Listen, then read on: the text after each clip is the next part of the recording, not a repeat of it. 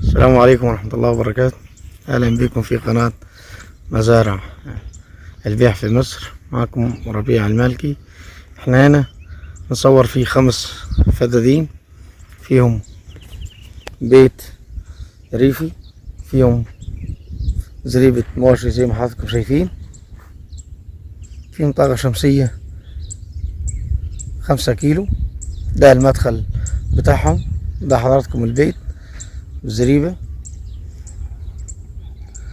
دي بصل وبرسيم حجازي، وهنا أرض محاصيل، وباقي الأرض يعتبر 3 فدادين مزروعين زيتون مثمر، فدانين محاصيل، أرض تقنين من الأسفلت 4 كيلو من جنب قرية فيها جميع الخدمات، مدارس، مستشفى،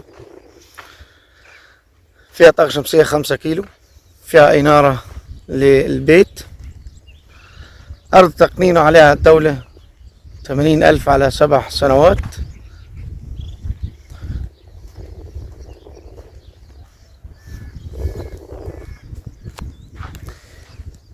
فيها بير مية وطاقة شمسية 5 كيلو، ملوحة المية 1500. ده حضراتكم برسيم الحجازي لو حبيت تعمل مشروع مواشي يعني. ده زيتون مثمر،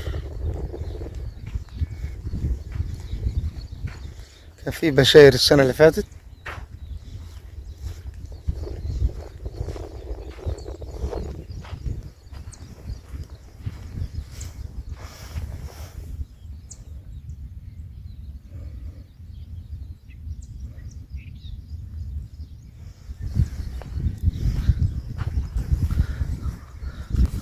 الأرض واخدة طول. ده آخر الفدانين المحاصيل، وده أول الزيتون. في جامع في آخر الأرض.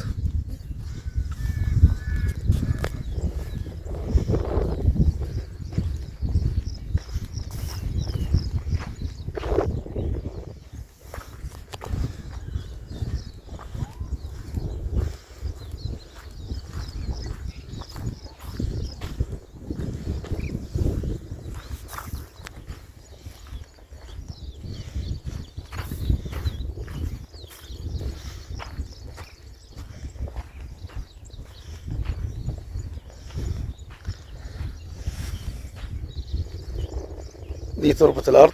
الراجل طبعا زرع محاصيل، كان زرع توم وغلة وبصل. تربة ممتازة جدا.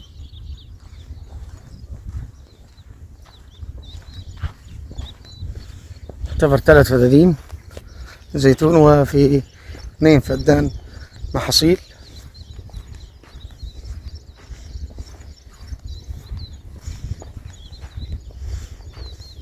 الأرض مش محتاجة أي مصاريف، فيها شبكة الري،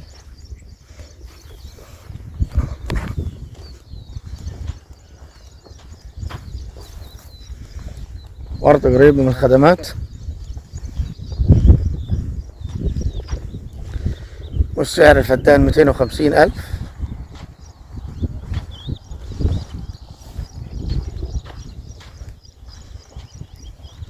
عليها 80 للدولة أو 70 على 7 سنوات. أرض جنب قرى فيها جميع الخدمات. 5 فدادين.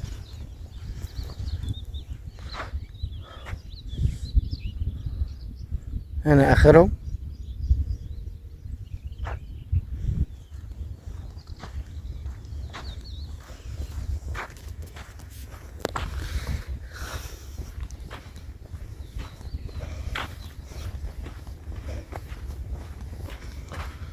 ده حضراتكم طريق لفسطيم. يعتبر 2.5 على اليمين و2.5 على الشمال. أول الأرض الطاقة الشمسية، البيت والزريبة.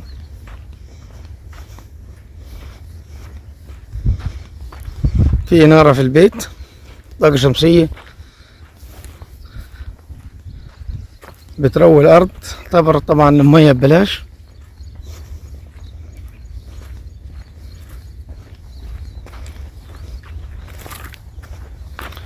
الزيتون لسه صغير، تزرع المحاصيل في وسط الزيتون زي الراجل المعامل.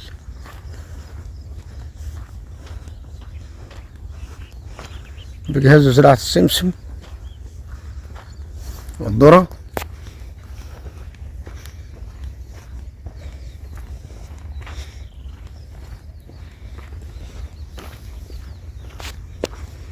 الطاقة الشمسية 5 كيلو، مقضية 5 فدادين.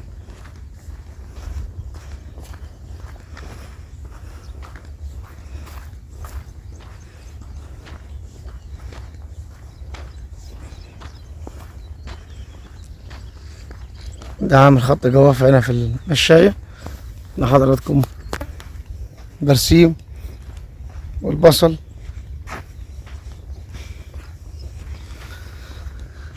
حضراتكم بتكلم في السعر 250,000 للفدان، 5 فدادين تقنين، وقريب من خدمات القرية. السلام عليكم ورحمة الله وبركاته.